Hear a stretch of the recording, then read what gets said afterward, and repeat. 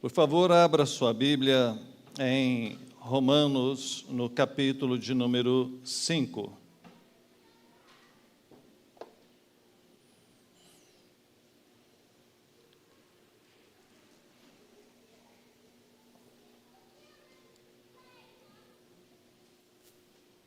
Romanos, capítulo de número 5.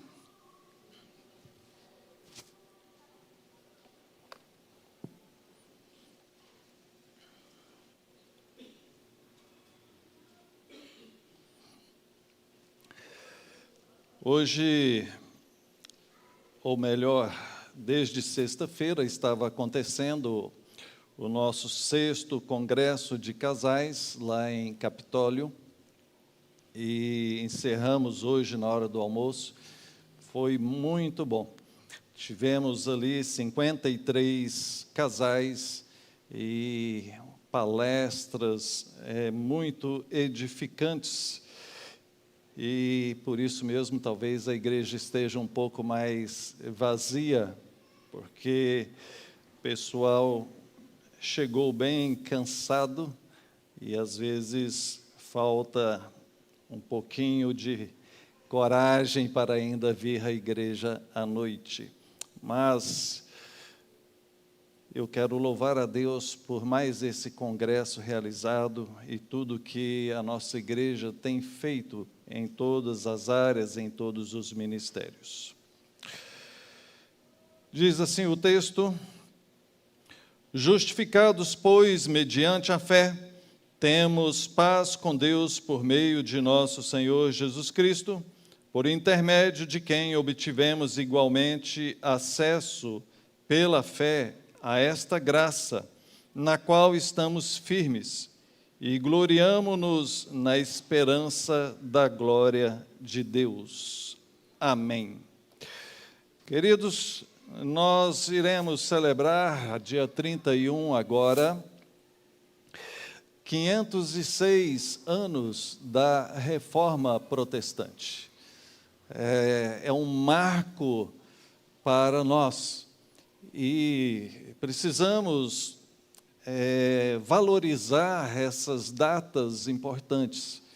É perigoso a gente perder a nossa própria identidade, perder a nossa história.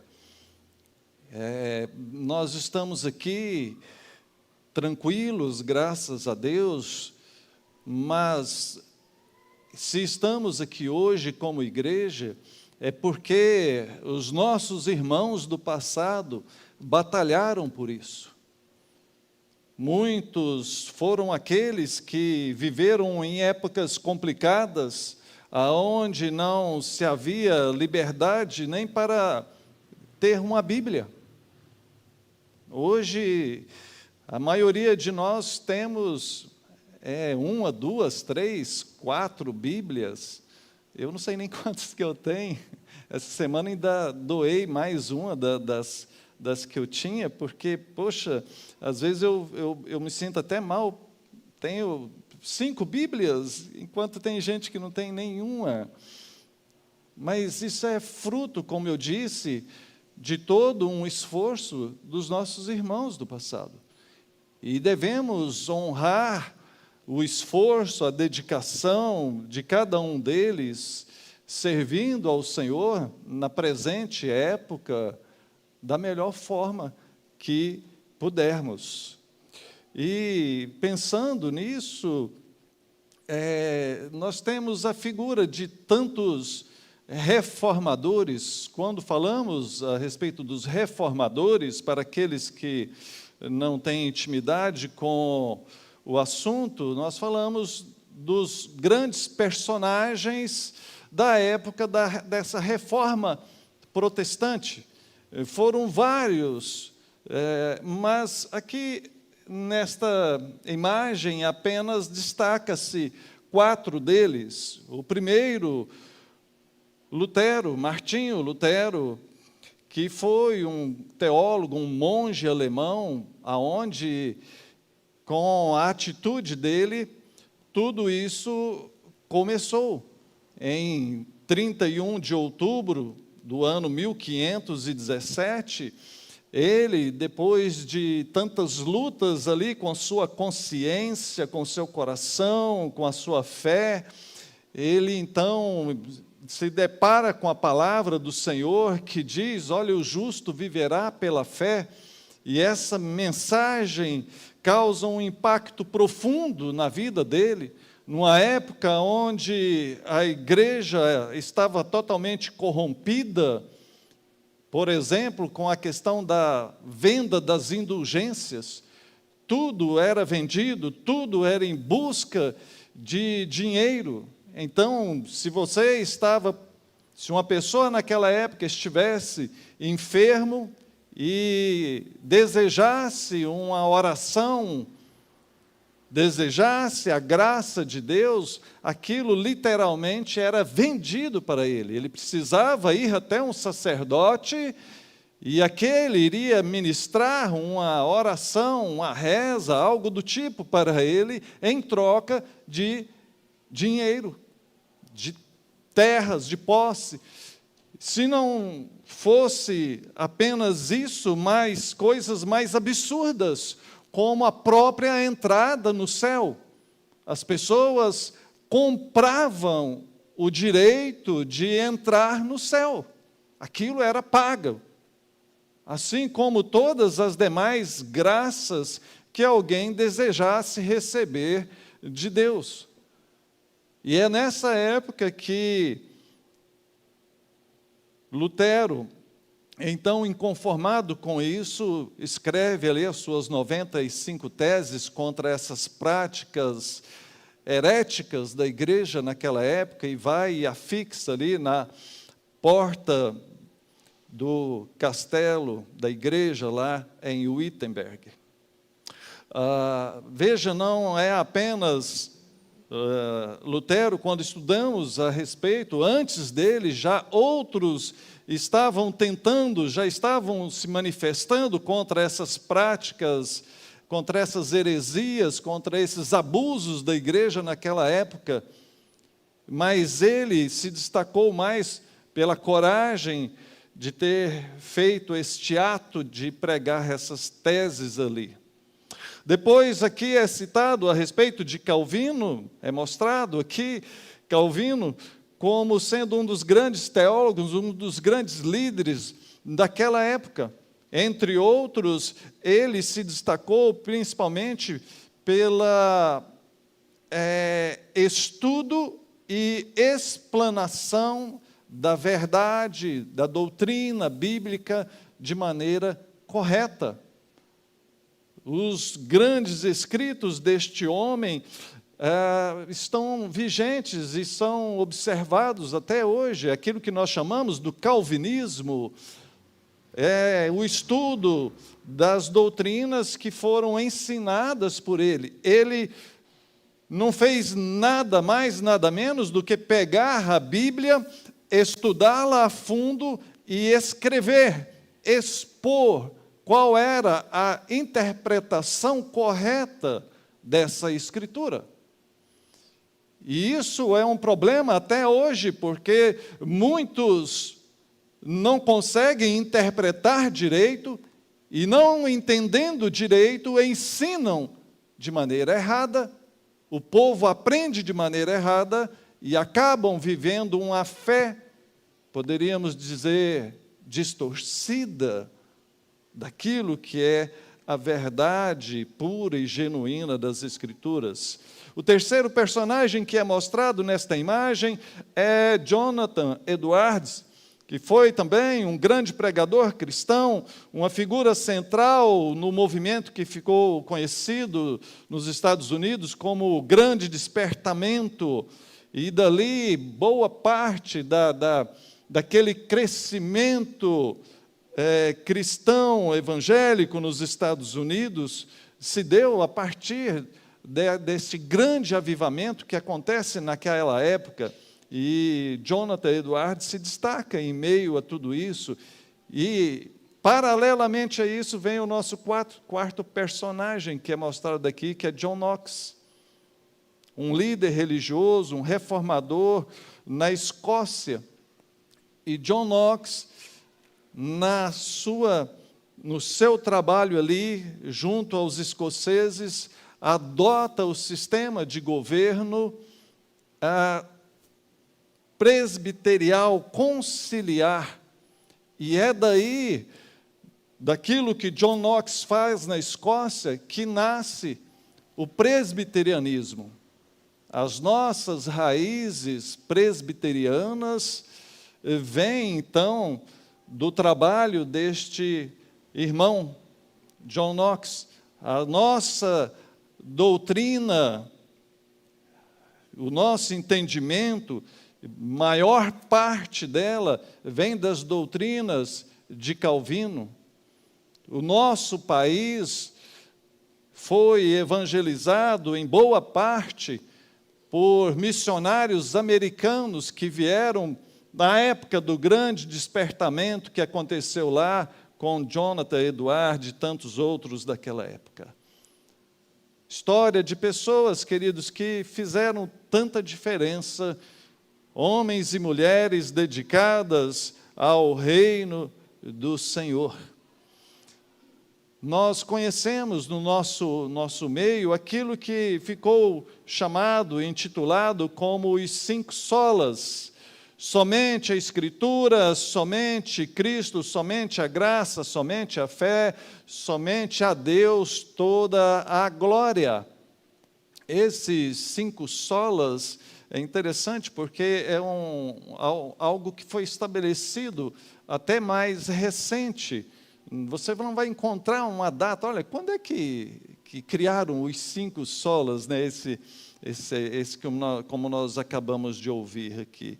Você não vai ouvir, mas tudo isso tem base, tudo isso ressoa no ensino dos reformadores. E depois de tanto tempo, lá em 1517, já no início do século passado, se sentiu uma necessidade de sintetizar de uma maneira mais fácil para ensinar para a igreja os principais pontos dessa doutrina reformada. E então se criou esse resumo, poderíamos dizer assim. Nós somos aqueles que cremos em tudo que está na Bíblia e somente na Bíblia. Nada além disso daqui.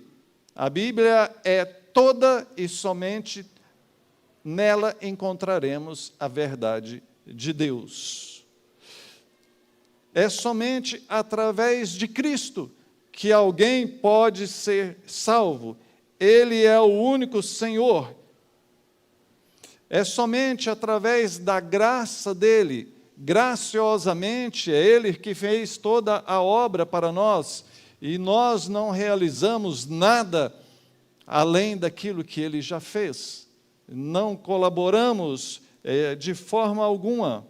É graça, favor imerecido dele por nós. É através da fé, porque ele nos chama a crer. E é ele mesmo quem nos ilumina, nos capacita para manifestarmos essa fé. E, portanto, toda a honra, toda a glória seja somente a ele.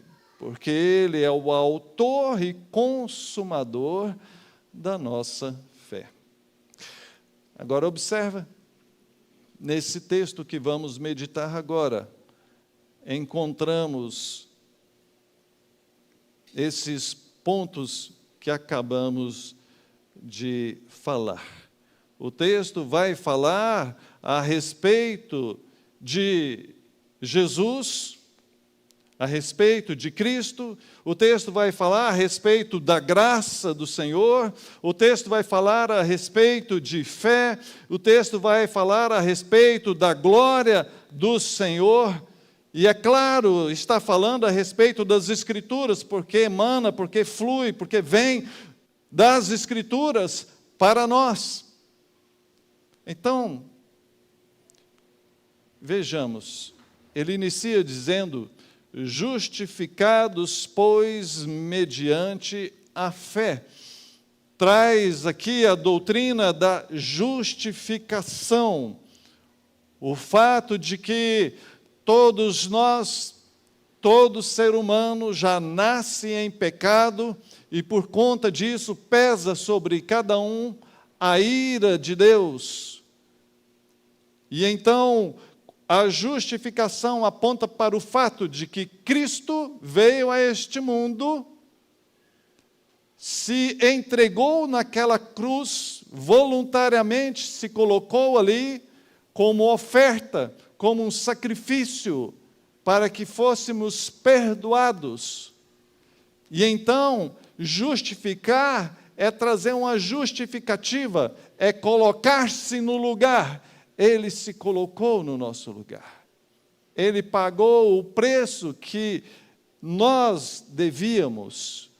Pelo nosso pecado, pela nossa desobediência, mereceríamos todo o castigo, mas Ele paga este preço. E isso então nos torna justificados. Por que que você será salvo? Por que que alguém poderá entrar no céu? Porque Cristo nos justificou, porque Ele morreu em nosso lugar. E garantiu assim o perdão para cada um de nós. Diz o texto que é mediante a fé. Sim, porque somos chamados a crermos. A fé é a capacidade de crer. E essa capacidade de crer, ela é concedida a nós através do Espírito Santo ao nos chamar, ao nos iluminar, ao tirar a venda dos nossos olhos, aquilo que nos impede de entender, de enxergar a obra redentora do Senhor. Ele então nos capacita e nós exercemos essa fé. O exercício da fé que cada um de nós somos chamados a praticar. Muitos são aqueles que às vezes na caminhada enfraquecem na fé. Mas veja, diz o texto que é mediante essa fé. Então, queridos, pesa sobre cada um de nós essa responsabilidade de honrarmos e de vivermos de maneira digna do Evangelho. Vivendo pela fé.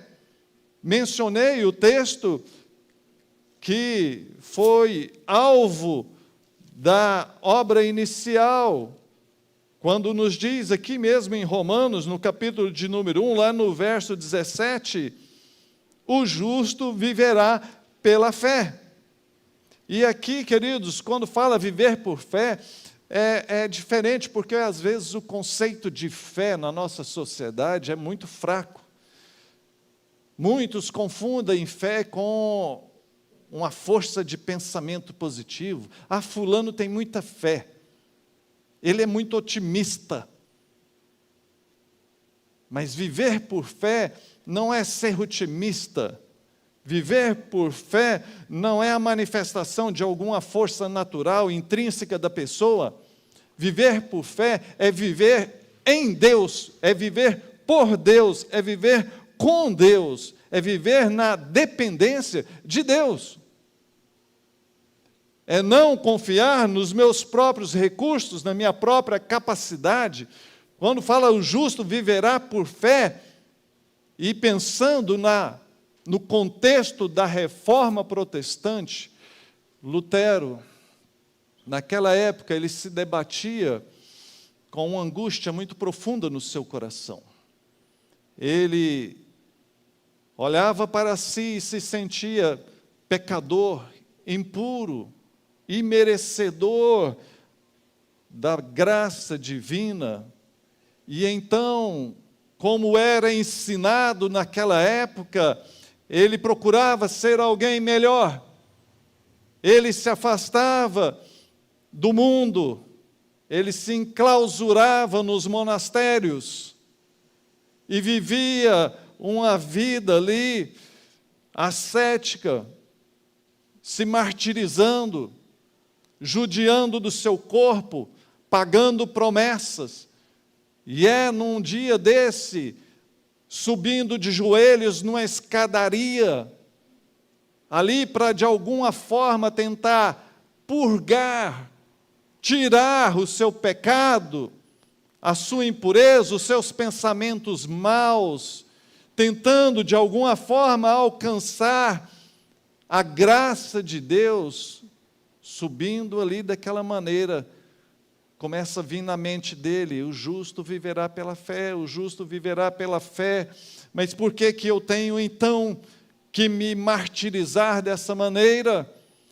Se eu preciso tão somente de crer e desfrutar de Deus, viver com Ele, e Ele me aceitará.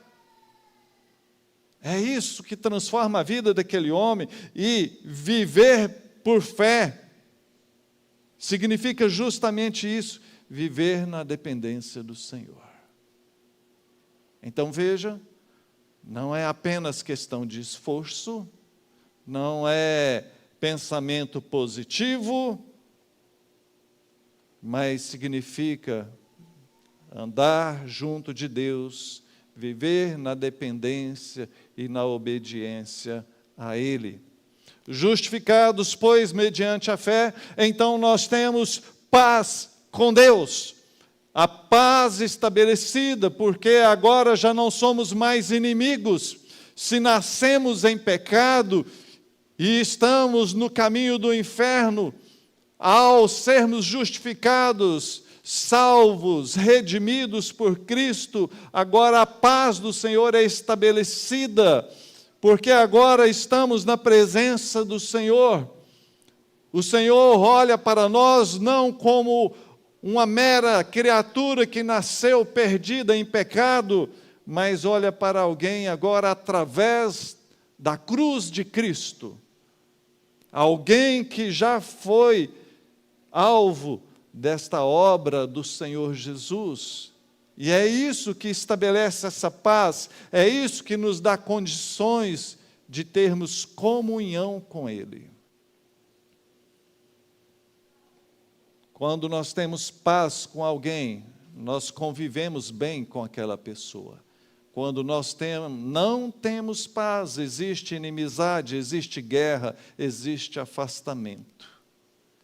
O Senhor estabeleceu a paz, o Senhor nos aproximou, o Senhor nos perdoou. Diz que temos paz com Deus por meio de nosso Senhor Jesus Cristo.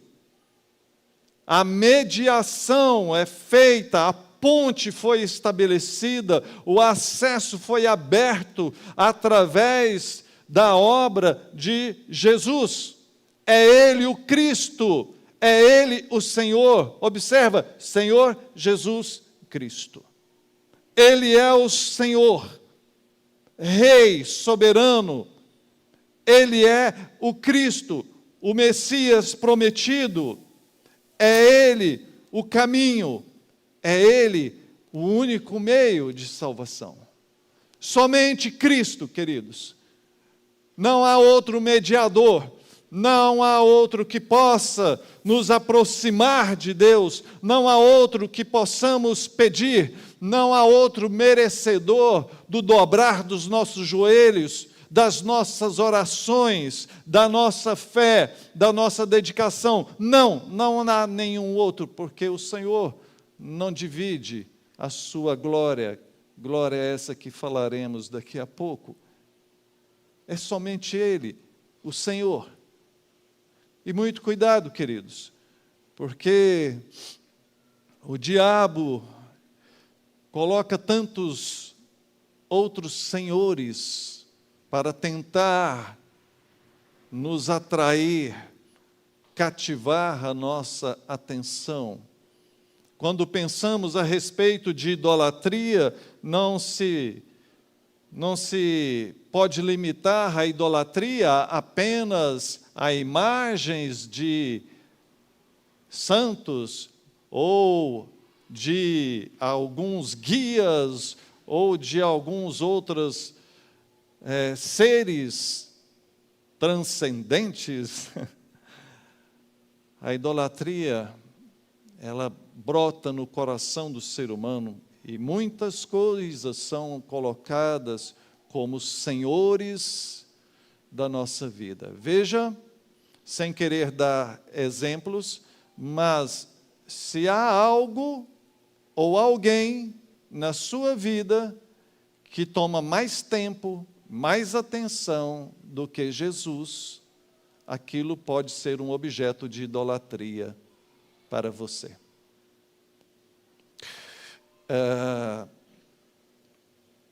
Eu já vi pessoas idolatrando o cônjuge, eu já vi pessoas idolatrando filhos, eu já vi pessoas idolatrando pais, eu já vi pessoas idolatrando trabalho, eu já vi pessoas idolatrando dinheiro, eu já vi pessoas idolatrando diversão.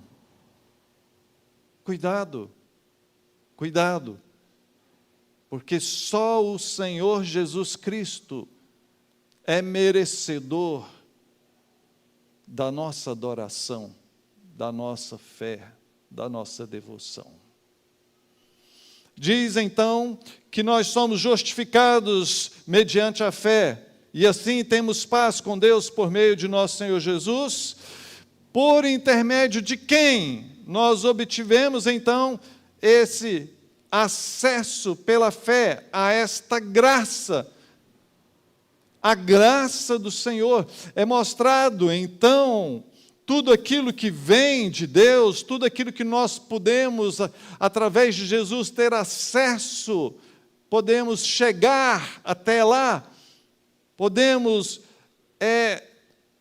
viver e desfrutar dessas coisas, tudo isso é mostrado como uma graça, algo que é concedido gratuitamente. Esse foi um ponto forte também no período da Reforma Protestante, porque, como já disse lá no início, muitas graças eram cobradas.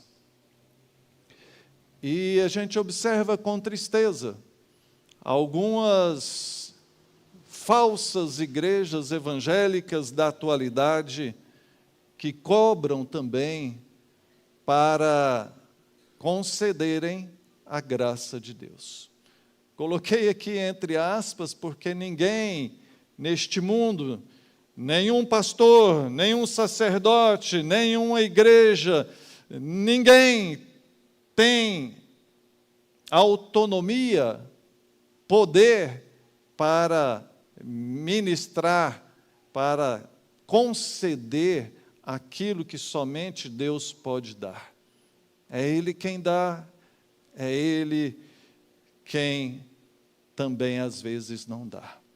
Certa vez aqui nesta igreja, chegou uma pessoa, e eu gostaria que o pastor orasse por mim. E os diáconos levaram ele até onde eu estava. E ele falou, eu gostaria que o senhor orasse declarando a bênção de Deus na minha vida. E eu olhei para ele assim, falei, olha, eu vou orar por você, mas eu não vou declarar nada, eu vou pedir a bênção de Deus na sua vida. Ele virou para mim e falou, desse jeito eu não quero. Eu assustei com aquilo, né, com a resposta dele, mas falei, olha, ele falou, eu quero que o senhor declara a bênção de Deus na minha vida. Eu falei, eu não tenho autoridade para declarar nada, para tomar posse de nada. Eu sou um mero servo do Senhor. Eu posso orar, pedir, clamar a Deus que conceda a bênção na sua vida, a vitória na sua vida. Você não quer isso? Ele falou, desse jeito não. Só se o senhor declarar. Aqui, nesse corredor, aqui fora, nesse pátio. Eu falei, sinto muito, desse jeito eu não faço. Porque eu sei que eu vou estar pecando contra o meu Deus. Eu não tenho esse poder, não tenho essa autoridade, não tenho essa liberdade para declarar nada. Sabe, queridos, é isso. Ninguém tem esse poder. Ninguém. E ai daqueles que julgam mandar em Deus. É Deus que graciosamente concede para mim e para você o pão de cada dia. É o Senhor que concede a cada um de nós forças para caminhar, um ar para respirar e tudo mais. para conseguirmos viver nesse mundo. Então, veja, pelos méritos de Cristo, nós tivemos acesso à graça do Senhor para vivermos e para sermos salvos. E diz o texto, ainda complementando, que nisso nós estamos firmes. A ideia de estarmos firmes aqui é a ideia de alguém que está sustentado por Deus. Sustentado por Deus, a graça dele é que nos mantém de pé. É a obra dele que nos concede a força, o ânimo para o dia a dia. Quando estamos fracos, quando estamos tristes, quando estamos temerosos, nos voltamos para a Bíblia, nos lembramos das promessas do Senhor, oramos a Ele e Ele ministra em nós, e então somos acalmados, somos fortalecidos. A paz do Senhor, que excede todo o entendimento, vem e vai nos firmando, nos fortalecendo, e assim nós vamos indo de glória em glória, de dia em dia, seguindo na caminhada junto com o Senhor. Por fim, o texto diz: e nos gloriamo-nos na esperança da glória de Deus. O lema da reforma diz que toda glória pode e deve ser dada somente a Deus. Deus não divide a sua glória com outro.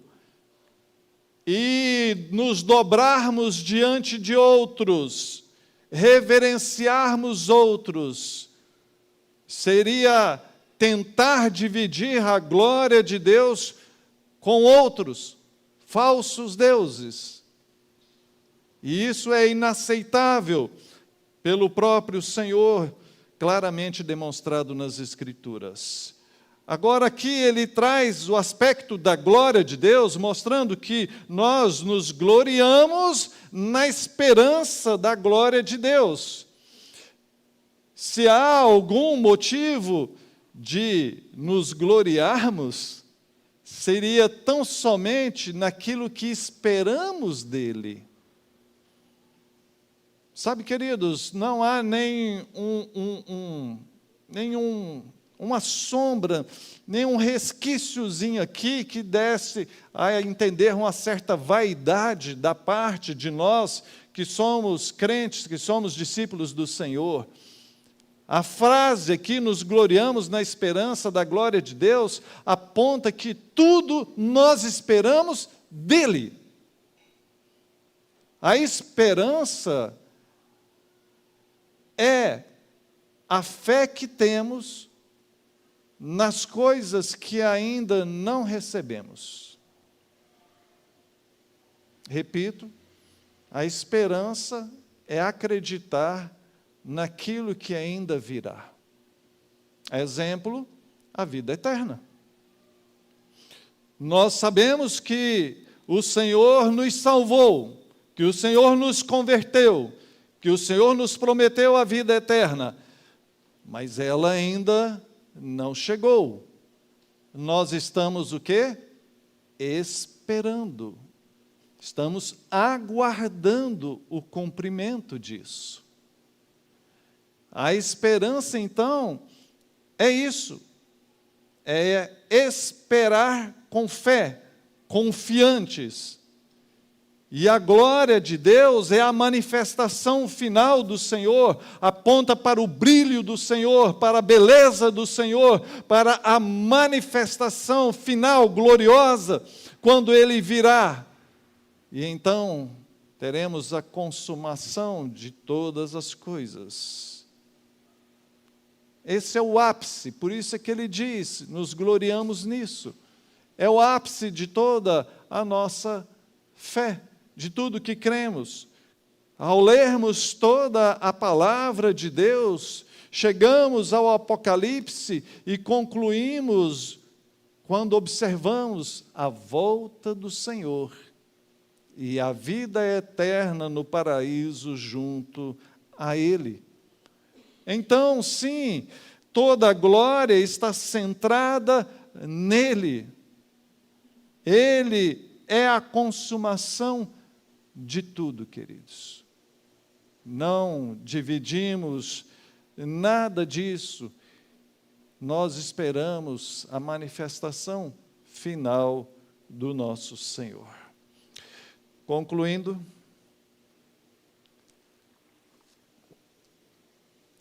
...506 anos da Reforma Protestante. Muito se tem falado já há um bom tempo de que a igreja evangélica atual precisaria passar por uma nova reforma. E, aliás, um dos lemas dos reformadores é isso: igreja em reforma, sempre se reformando.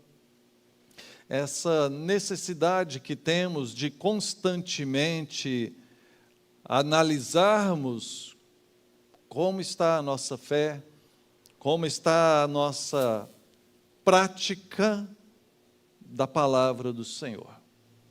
Tempos complicados que vivemos, sim, escândalos, muitas coisas, não quero ficar citando aqui, mas muita gente fugindo daquilo que é as Escrituras.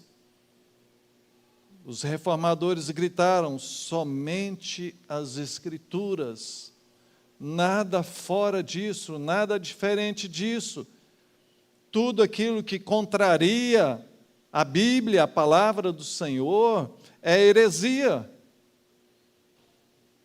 E hoje observamos no dito meio evangélico, não falo daqueles que estão fora, porque claramente já estão fora, mas a minha preocupação maior é daqueles que se dizem evangélicos e estão vivendo fora da pura doutrina bíblica. Já encontrei, até mesmo no meio presbiteriano, pessoas que, esse negócio de Calvino, fica falando de Calvino, fica falando de Lutero, fica falando de não sei quem. Olha, queridos, é a nossa herança. Irmãos que dedicaram uma vida na defesa das Escrituras, da sã doutrina. Nós, se não fosse o esforço desses irmãos do passado, e o esforço de irmãos da atualidade para continuarmos sendo uma igreja reformada, zelando por uma sã doutrina, se não fosse o esforço desses irmãos, se fôssemos guiados pela criatividade dos gurus evangélicos, que se dizem pastores e líderes e não sei o quê, a igreja do Senhor já teria descambado. Então, aprenda a valorizar o trabalho daqueles que se esforçaram, que se esforçam para que continuemos sendo uma igreja fiel às Escrituras, fiel ao Senhor. Nos alegramos, sim, em fazermos parte dessa história da Reforma Protestante. Esta igreja aqui é uma igreja que preza por isso. Somos reformados, somos calvinistas. Adotamos a Confissão de Fé de Westminster, com os seus catecismos, como sendo a exposição correta das Escrituras. Somente a Bíblia é inspirada por Deus, mas esses escritos refletem a interpretação correta da Bíblia. Somente a Bíblia é inspirada, volto a dizer, mas nós precisamos de pessoas, de documentos, de estudos que nos revelam, que nos mostram, que nos ensinam a interpretar isso aqui da maneira correta. Que Deus nos abençoe. Vamos orar? Pai, louvado seja o Senhor, bendito é o teu nome. Queremos, ó Deus, agradecer porque ao longo dos séculos o Senhor tem sustentado a tua igreja. Toda honra, toda glória seja dada ao Senhor, porque é o Senhor quem faz isso. É o Senhor quem levanta pessoas para serem usadas por ti mesmo, para ensinar a tua igreja, para ensinar as verdades bíblicas. Muito obrigado, Pai. Nós te louvamos, ó Deus, e ao mesmo tempo clamamos, tem misericórdia, ó Deus, da tua igreja, do teu povo nesta geração. Tem misericórdia daqueles que às vezes estão seguindo interpretações erradas da tua palavra. Ilumina, fala, ensina para que eles possam seguir a verdade genuína, pura e bela da tua palavra, Senhor. Nós colocamos tudo assim na dependência do Senhor, em nome de Jesus. Amém. Amém. Graças a Deus por isso. Não me chegou nenhum aviso. Então nós vamos encerrar o nosso culto, louvando a Deus. Os nossos visitantes lá ao fundo, nós temos uma lembrancinha para você. Por favor, coloque-se de pé, vamos orar e receber a bênção do nosso Senhor. Pai, entregamos a Ti o nosso culto com gratidão, com reverência. Te louvamos, ó Pai, porque Tu és Deus, merecedor de toda a honra e toda a glória. Pedimos que o Senhor nos abençoe, nos proteja, conceda a cada um aqui, a cada família aqui representada, a graça do alto, a bênção, o sustento do Senhor. Cuida, Senhor, de nós. Em nome do Senhor Jesus. Amém. E agora, meus irmãos, que a graça do nosso Senhor e Salvador Jesus Cristo, o amor de Deus, o nosso eterno Pai, a comunhão, a consolação do Espírito Santo de Deus, seja sobre todos nós e sobre todo o povo de Deus, hoje e sempre. Amém. Deus abençoe você e sua família. Uma boa semana a todos.